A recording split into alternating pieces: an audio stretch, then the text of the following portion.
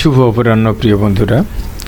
আজকে কোর্স শেষ করে 3:30টার দিকে রওনা দিয়েছি বালিয়াটি জমিদার বাড়ির উদ্দেশ্যে। আগেই বলে রাখি, আমি অবস্থান করছি মানিকগঞ্জের নয়াডিঙি নামে যে বাস স্ট্যান্ড, অর্থাৎ ঢাকা পাটুরিয়া যে সড়কটি হাইওয়ে বাংলাদেশের, সেইটাই মানিকগঞ্জ অংশে এখানে একটি বাস স্ট্যান্ড রয়েছে যেটা নয়াডিঙি নাম, এবং এই বাস স্ট্যান্ড থেকে মাত্র 1 থেকে 1.5 কিলোমিটার দূরে কৈট্টা নামে জায়গাটিতে প্রশিকার মানবিক উন্নয়ন কেন্দ্র। আমরা এই কৈট্টা প্রশিকা মানবিক উন্নয়ন কেন্দ্রে 30 দিনের জন্য একটি ট্রেনিংয়ে এসেছি, এবং সেই ট্রেনিংয়ের অংশ হিসেবে বিকেল হলেই বাড়িতে বসে না থেকে ঘুরতে বেরোই আশেপাশে কোনো কিছু দেখার জন্য। তো আজকেও ঠিক সেই একই রকমভাবে আমি একাই, আজকে কোনো দলবল পাইনি, আমি একাই বেরিয়ে পড়েছি। প্রথমেই আমি এখান থেকে কৈট্টা থেকে নয়াডিঙি পর্যন্ত অটোতে গিয়েছি, 10 টাকা ভাড়া। সেখান থেকে রাস্তা পার হয়ে ওপারে 2 থেকে 3 বার গাড়ি বদল করে, গাড়ির ভাড়া বেশি লাগেনি, 150 টাকা মতো সব মিলিয়ে লেগেছিল, কিন্তু সেটা শেষ করে তারপরে আমি সেখানে পৌঁছতে পেরেছিলাম। এখন যে ক্যাম্পাসটি দেখছেন এটি আমাদের প্রশিকার ক্যাম্পাস, অত্যন্ত সুন্দর। যাই হোক, আমি সাটুরিয়াতে পৌঁছে গেছি, এবং সাটুরিয়াতে পৌঁছে সাটুরিয়া থানা সদর ছেড়ে 1 কিলোমিটার মতো দূরে এই যে এগিয়ে চলেছি, একটু পরেই নামবো, এবং সামনেই হলো আমাদের সেই লক্ষ্যস্থল বালিয়াটি জমিদার বাড়ি। আমি এই এলাকায় ম্যাপ ঘেটে বা গুগল ম্যাপ ঘেটে যেটা দেখলাম যে এই এলাকায় ব্যাপক জমিদার বাড়ি রয়েছে।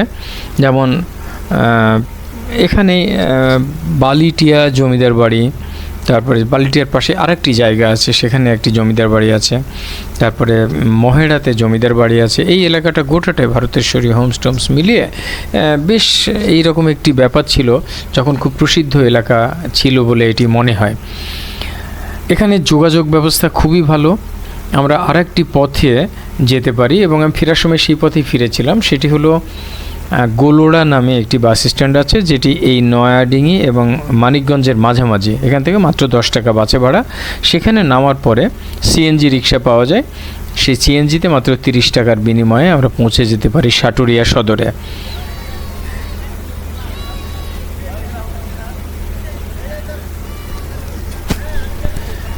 আমরা পৌঁছে গেছি সেই বালিয়াটি জমিদার বাড়ির সামনে, আপনারা দেখতে পাচ্ছেন।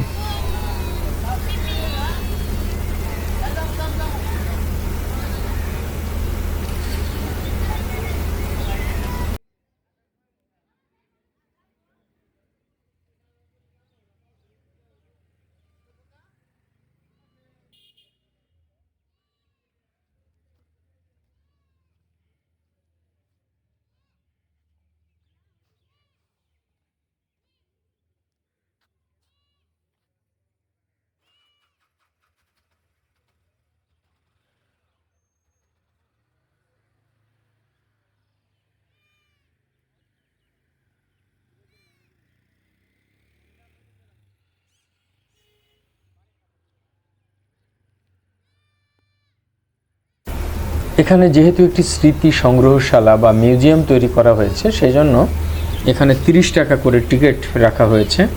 আমিও যথারীতি টিকিট করলাম, এবং টিকিট করেই ভিতরে প্রবেশ করলাম।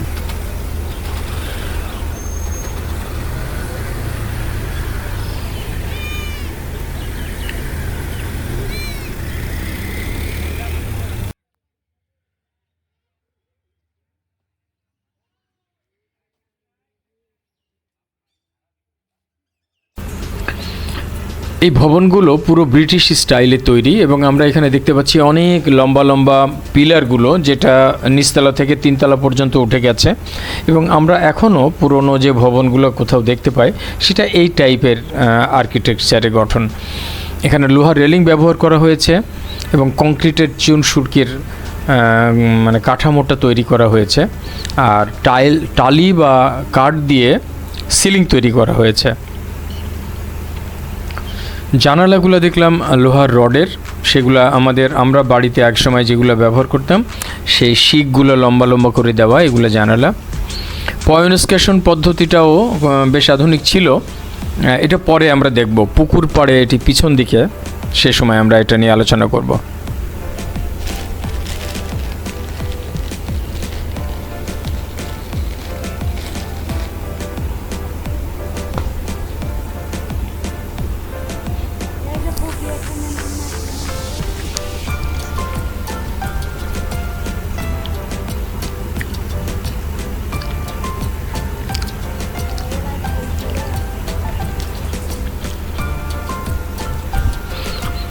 এই জমিদার বাড়িতে সামনের দিকে 4টি বড় বড় ভবন রয়েছে এবং 4টি ভবনের সামনে 4টি গেট রয়েছে, যেটি সিংহদুয়ার বলে পরিচিত।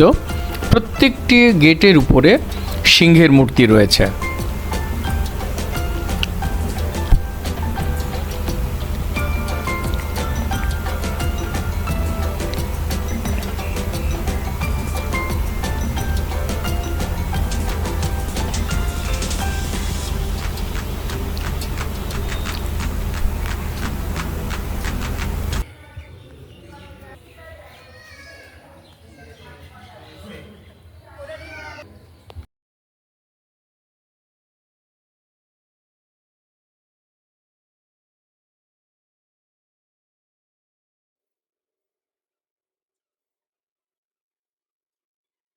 এই ভবন 4টির সামনের দিকে দেখলে মনেই হয় না যে পিছনে যাওয়ার কোনো রাস্তা আছে বা পিছনে আর কিছু আছে, কিন্তু সত্যি আছে।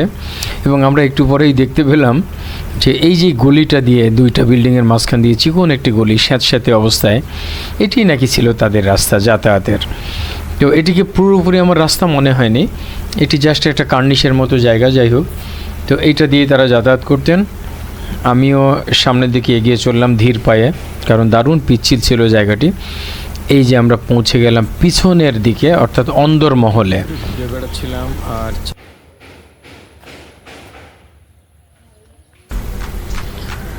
ভবনটির ভিতরে ঘুরে বেড়াচ্ছিলাম আর চারিদিকে মন্ত্রমুগ্ধের মতো শুধু তাকিয়ে তাকিয়ে দেখছিলাম আর ভাবছিলাম, এই পরিত্যক্ত ভবনে এখন কোনো মানুষ নেই, শুধু দর্শনার্থী ছাড়া। কিছু মানুষ বেড়াতে এসছে আর ঘুরে ঘুরে দেখছে।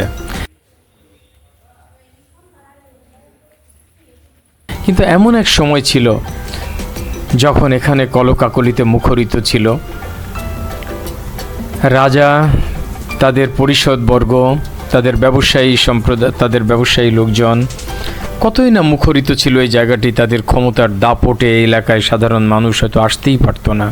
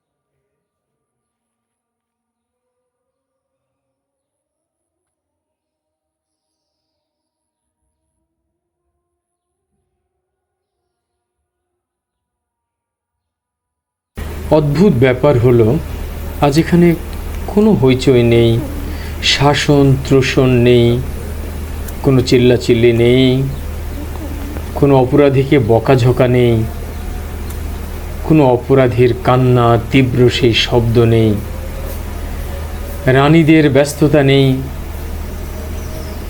রানীদের সঙ্গে তাদের সখীদেরকে নিয়ে হইচই করে বেড়ানোর সেই পরিবেশ নেই।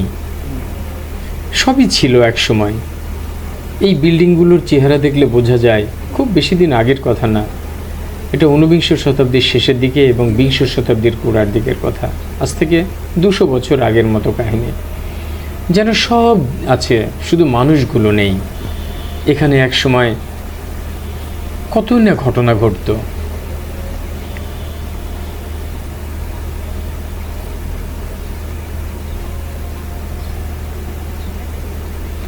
আর সাধারণ মানুষ যারা বাইরে থাকতো, এই প্রাচীরের বাইরে, এই বিল্ডিংয়ের বাইরে, তারা এই ভবনের রানী, রাজকন্যা, রাজপুত্র অথবা রাজাদের দেখার জন্য কতই উন্মুখ ছিল।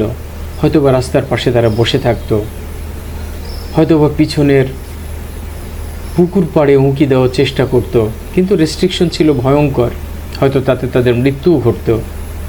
এরকম অসংখ্য অসংখ্য ঘটনার শিকার এই ভবনগুলো। কালের সাক্ষী হয়ে আজ দাঁড়িয়ে আছে। সেই মানুষগুলো নেই, কিন্তু তাদের স্মৃতিগুলো দেয়ালের প্রতিটি ইটের মধ্যে, ইটের খাঁজে খাঁজে রয়ে গেছে। আজকে আমরা যারা এখানে বেড়াতে যাচ্ছি, আমরা তেমন কিছুই দেখছি না, আমরা শুধু এগুলো নিয়ে ভাবছি কি ছিল এখানে, কি হচ্ছিল এখানে। সত্যিকার অর্থেই যা হচ্ছিল তা কিন্তু আমরা কেউ জানি না।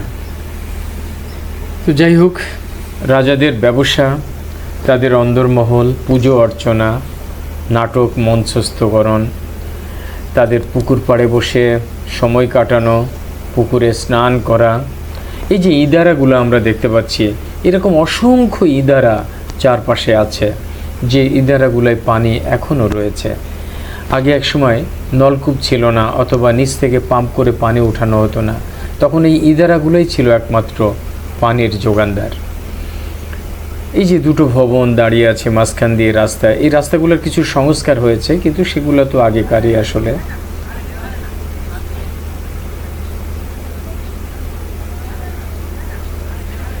এভাবেই জীবনের অবসান ঘটে যায়। কত দাপটধারী লোক কোথায় হারিয়ে যায়, কত প্রভাবশালী মানুষ কালের গর্ভে, কালের অতলে তলিয়ে যায়, পড়ে থাকে তাদের স্মৃতিগুলো। যাই হোক, হাঁটতে হাঁটতে আমরা একদম পিছন দিকে চলে এসেছি। এটি সেই বিখ্যাত বালিয়াটি জমিদার বাড়ির পুকুর। এই পুকুরটিতে 6টি ঘাট রয়েছে, এবং এই 6টি ঘাট কী জন্য ব্যবহৃত হতো সে ব্যাখ্যাটা আমি পাইনি, হয়তো কোথাও লেখা থাকতে পারে। কিন্তু আমি যেটা দেখেছি, আমি যেটা অনুভব করেছি, সেটি হলো এখানে মূলত 4 ভাই তো ছিলই, পাশাপাশি আরও কিছু লোকজনের জন্য হয়তোবা এই ঘাটগুলো তৈরি করা হয়েছিল। ভবনের একদম পিছন দিকে এই পুকুরটি, যেটি এখন পদ্ম ফুলে ভর্তি হয়ে আছে, আর এই পুকুরের চারপাশে আছে লাল রঙের ইটের প্রাচীর। সুতরাং বাইরের লোক এখানে প্রবেশ করার বা উঁকি দিয়ে দেখার কোনো সুযোগই ছিল না। আর তাছাড়া এটা ছিল জমিদার বা রাজাদের বাড়ি, সুতরাং জীবনের ভয়েও কেউ আশপাশে হয়তো আসতো না।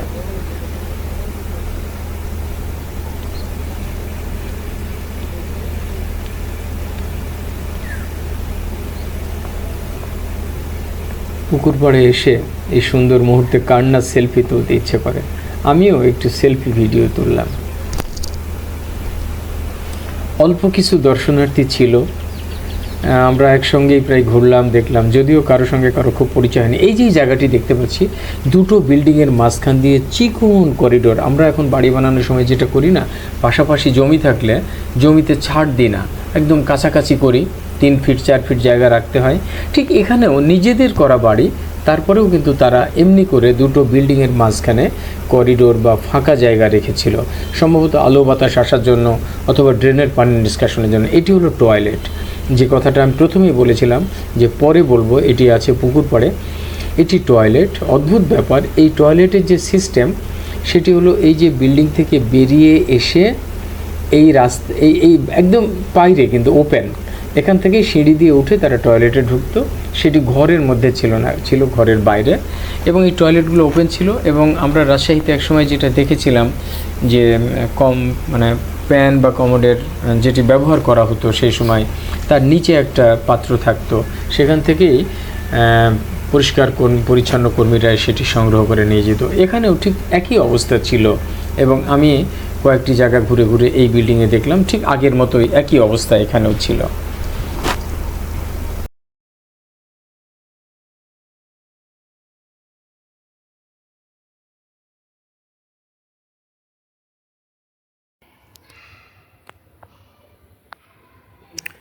অদ্ভুত ব্যাপার হলো, এই ভবনের ভিতরে একটি জাদুঘর আছে, এটি আমি ভুলেই গিয়েছিলাম। এই জাদুঘরে ঢুকেই যে দৃশ্যটি চোখে পড়লো সেটি হলো অনেকগুলো সিন্দুক রাখা আছে এখানে। আপনারা দেখুন কতগুলো, একটা, দুইটা, তিনটা, চারটা, পাঁচটা, ছয়টা, সাতটা, আটটা, নয়টা, 10টা, 11টা, 12টা, 13টা, 14টা, 15টা সিন্দুক। ভিতরে সম্ভবত আরও অনেক কিছু আছে, আমি একটু দেখে আসি। আমি ভুলেই গিয়েছিলাম, অন্য এলাকা বেড়াতে বেড়াতে এই এলাকার কথাটা টোটালি ভুলে গিয়েছিলাম। তো এই জায়গাটুকু না দেখলে অসম্পূর্ণ থেকে যায়, কারণ মিউজিয়ামটাই হলো কোনো এলাকার আসল জিনিস। আমরা দেখতে পাচ্ছি বালিয়াটি স্বর্গীয় রায় বাহাদুর হরেন্দ্র কুমার রায়চৌধুরীর স্বর্গীয় পত্নী কুঞ্জরানী রায়চৌধুরানীর স্মৃতিকল্পে এই স্মৃতিকল্পে সবচেয়ে মজার কথা হলো এইখানে, এটি তো মিউজিয়াম, এখানে ইয়ে করা নিষেধ ছিল, ছবি তোলা নিষেধ ছিল, কিন্তু আমি একটা মানুষকে খোঁজ নিচ্ছিলাম যে কেউ আছেন কি না। কোনো সাড়া শব্দ না পেয়ে আমি ঢুকে ভিডিও করে শুরু করেছিলাম, বাট যখনই একজন মানুষ আমাকে বললেন তখনই সঙ্গে সঙ্গে আমি সেটি বন্ধ করে দিলাম। এবং ভিতরে যা দেখলাম সেটি হলো তাদের ব্যবহৃত খাট, পালং, টেবিল, চেয়ার, কাঠের তৈরি কমোড, তারপরে শিবলিঙ্গ, গোমাতার মূর্তি, খাট পালং থেকে শুরু করে বিভিন্ন রকম হ্যারিকেন, বিশেষ করে সেই সময়ের তৈরি তেল দিয়ে চালানোর হ্যারিকেন। অদ্ভুত ব্যাপার, আলোর প্রতিফলন ঘটিয়ে আলোর পরিমাণ বাড়ানোর জন্য একটি মোমবাতি বা একটি কুপি, তার পিছন দিকে মিরর ছিল, অর্থাৎ আলোর প্রতিফলন তল ছিল। এগুলো সেই সময় তৈরি করা হয়েছিল। রাজবাড়ি থেকে বেরিয়ে আসলাম, বেরিয়ে এসে বাইরে থেকে পুরো রাজবাড়িটাকে আরেক ঝলক দেখে নিলাম। চমৎকার লাগছিল সারিবদ্ধ ভবনগুলোকে। বাইরে এসে বেশ খানিকটা পায়চারি করলাম, পুকুর ছিল দুপাশে দুটো, সেটা দেখলাম। সবশেষে একটি ছোট্ট একটি রিকশায় চড়ে আমি সাটুরিয়া থানা সদর বা কেন্দ্রে চলে আসলাম।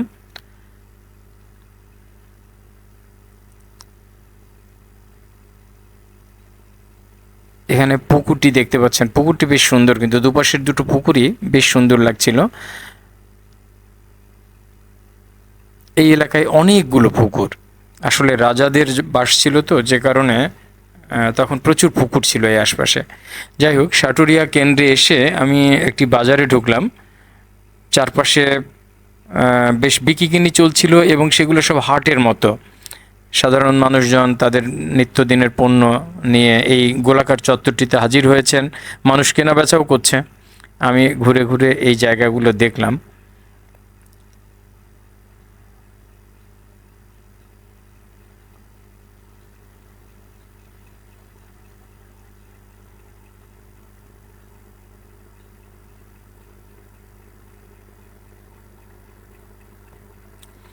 আমি মনে মনে খুঁজছিলাম সাটুরিয়া বা মানিকগঞ্জের বিখ্যাত কোন খাবার আছে যা একটু টেস্ট নেব।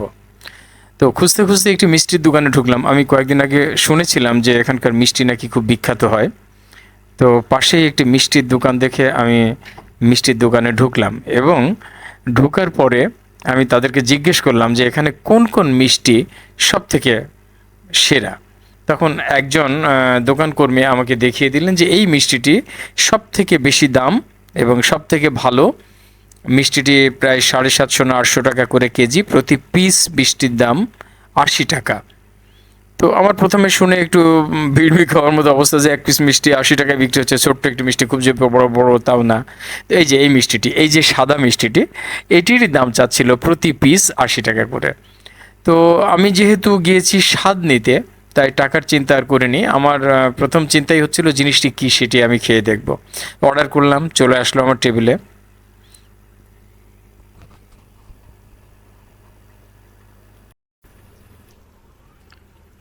অদ্ভুত ব্যাপার হলো মিষ্টিটির নাম ক্ষীরমোহন। আমরা রমণীমোহন শব্দটির সঙ্গে পরিচিত, কিন্তু ক্ষীরমোহন যদিও আছে বাজারে ক্ষীরমোহন মিষ্টিটি, কিন্তু এই মিষ্টিটির নাম যে ক্ষীরমোহন এটা আমার জানা ছিল না। খুব আহামরি কোনো টেস্ট আমি পেলাম না। যেটা পেলাম সেটা হচ্ছে ছানাটাকে একটু মিষ্টি বানিয়ে একটু হালকা ভেজে তারপরে দুধের স্বরে ভিজিয়ানো বা দুধের মধ্যে ভিজানো। এটি মূলত দুধ দিয়েই বানানো, এক ধরনের পিঠার মতো। চিনির ব্যবহার খুব কম করেছে, যে কারণে মিষ্টিটি খেতে খুব হালকা মিষ্টির এবং মোটামুটি সুস্বাদু, এই আর কি, আহামরি কিছু নয়। প্রিয় বন্ধুরা, এই ছিল আমার বালিটিয়া রাজবাড়ি বেড়ানোর গল্প। মোটামুটি বিকেলবেলা বেরিয়ে সন্ধ্যার পর আমি ফিরে এসেছিলাম এবং একটি নতুন রাস্তা আবিষ্কার করে এসেছিলাম, যাতে পরবর্তীতে যাওয়ার জন্য সহজ হয়। সব মিলিয়ে ভালোই কেটেছিল সময়টা। নতুন জায়গা সবসময় আমার ভালো লাগে, এবারও ভালো লেগেছিল। আপনাদের উদ্দেশ্যে যে কথাটি বলার সেটি হচ্ছে, আমি যেহেতু মানিকগঞ্জে আছি, আমি প্রতিদিন না হলেও একদিন পরপরই চেষ্টা করব এই এলাকায় উল্লেখযোগ্য আর কি কি আছে। আমি এরই মধ্যে খবর পেয়েছি এখানে আরও কিছু জমিদার বাড়ি আছে, সেগুলো দেখব। আমি এখানে আরেকটি নদী আছে, বিশেষ করে পদ্মা নদীতেই সম্ভবত যাওয়া যায়, সেখানে যাব। পাশে একটা পার্ক আছে। এছাড়াও আরও যে সমস্ত উল্লেখযোগ্য জায়গাগুলো এখানে আছে সব জায়গাগুলো এক্সপ্লোর করব এবং এই চ্যানেলেই আপলোড দেওয়ার চেষ্টা করব। আপনারা যদি সাথে থাকেন আমি অনুপ্রাণিত হব এবং দয়া করে সাবস্ক্রাইব করে আমার সাথেই থাকবেন। ধন্যবাদ সবাইকে।